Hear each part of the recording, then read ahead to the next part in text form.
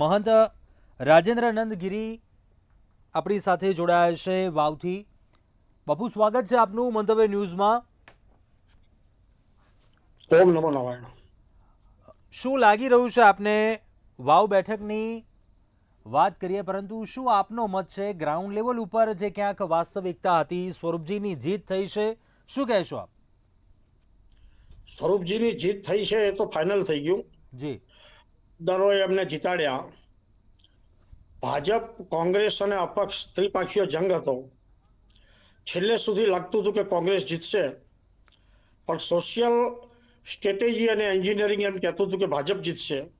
અને છેલ્લે ભાજપ ક્ષેત્રના જે મતો ખુલ્યા, એટલે કે ભાભર વિસ્તાર ખુલ્યો, ત્યારે સ્વરૂપજીની એટલે કે ભાજપની જીત થઈ ગઈ. કોની મહેનત રંગ લાવી છે? પ્રચાર તો જોરશોરથી થયો હતો, પરંતુ કયા પક્ષનું ક્યાંક કાચું રહી ગયું અને કોની એવી મહેનત હતી, એ મુદ્દો આપને એવો લાગતો હોય વ્યક્તિગત રીતે ક્યાંક તેમાં સફળ રહ્યું હોય એ પક્ષ? જો ભાજપ, કોંગ્રેસ, અપક્ષ ત્રણેય મહેનત બરાબર કરતા હતા, બરાબર ચાલતા હતા. ત્યારે શરૂઆતમાં કોંગ્રેસ ખૂબ ઝડપભેર આગળ ચાલતી હતી. અને કોંગ્રેસ એ રીતે ચાલતી હતી કે કોંગ્રેસ જ આ બેઠક જીતે. જેવી રીતે લોકસભામાં જ્ઞાનીબેન જીત્યા, એવી રીતે અહીંયા ગુલાબસિંહ જીતી જાય.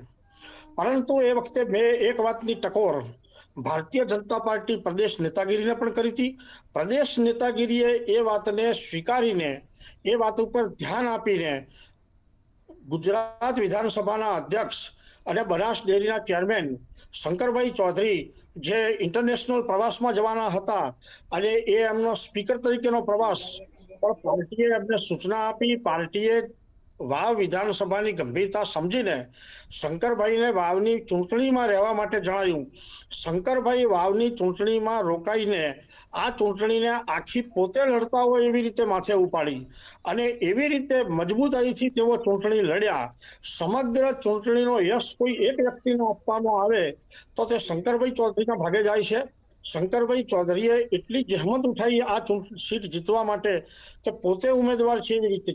જ્યારે એમના જ સમાજના માવજીભાઈ પટેલ અપક્ષ લડતા હતા, ત્યારે માવજીભાઈના તરફ જે મતદારો ખેંચાયા, આકર્ષાયા, એ મતદારોને એમના તરફ વાળવા માટે વિધાનસભા અધ્યક્ષની ગરિમાને પણ એક વખત પાર્ટી ખાતર બાજુએ મૂકી.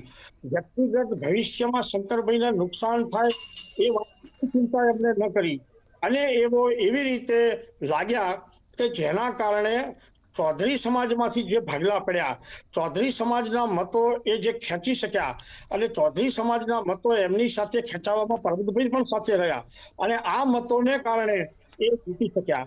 બીજી વાત એ હતી કે ભાભા એટલે કે સુઈગામ વિસ્તારના 32 ગામ પહેલા રાધનપુર ક્ષેત્રમાં આવતા, જે શંકરભાઈ સાથે છેલ્લી 4 ચૂંટણીઓથી ઘરોબો ધરાવતા હતા. એ મતદારો આ ચૂંટણીમાં શંકરભાઈએ એમને આખી પરિસ્થિતિ સમજાવીને એ જે ભાભર વિસ્તારમાં ઠાકોર મતો હતા એની સાથે આ ચૌધરી મતો પણ જોડાયા, અને ઠાકોર અને ચૌધરી મતોનું જે સંકલન થયું, એના કારણે આ જીતમાં ભારતીય જનતા પાર્ટીને સફળતા મળી. અને શંકરભાઈને પ્રવાસ ન કરવાની સૂચના જે પ્રદેશ કક્ષાએથી આપવામાં આવી, તો પ્રદેશે પણ આ વાતની આટલી ગંભીરતા લીધી, એ પણ એક કારણ બને છે. શંકરભાઈ ચૌધરીની એવા કયા મુદ્દાઓને લઈને પ્રચાર થયો હતો? એવા મહેનતના કયા કયા મુદ્દાઓ આપને ધ્યાને આવ્યા છે? અને ક્યાંક વિપક્ષની વાત કરીએ, એવું જનતાનો મૂળ પારખવામાં ક્યાં એ પક્ષ નિષ્ફળ રહ્યો? બંને પક્ષ વિશે શું કહેશો આપ? શંકરભાઈ ચૌધરીની પણ વાત કરીએ અને વિપક્ષની પણ એ વાત કરીએ. શું એવી નિષ્ફળતા પણ આપને દેખાય બંને પક્ષમાં?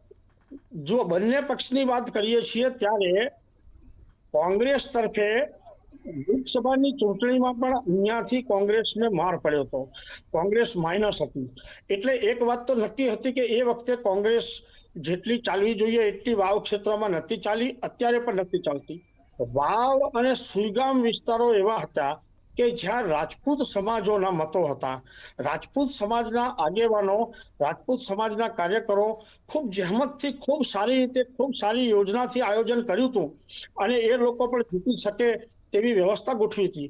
બીજી બાજુ જ્ઞાનીબેન ઠાકોર સમાજના જ છે, ઠાકોરોના મતો એ પણ તોડી શકશે તેવી એક હવા સ્ટાર્ટિંગમાં થઈ હતી.